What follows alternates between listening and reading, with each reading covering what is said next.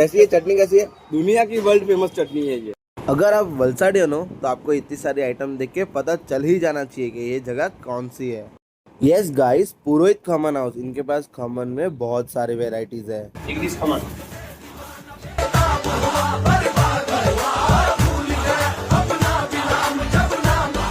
एक सेव खमनी और टमटम खमन।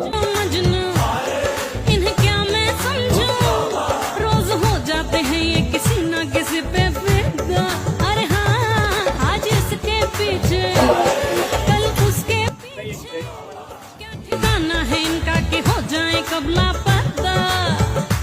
हो इनकी मोहब्बत रेशम का जाल है, हाय दीवानगी भी खमण એટલે ભાઈ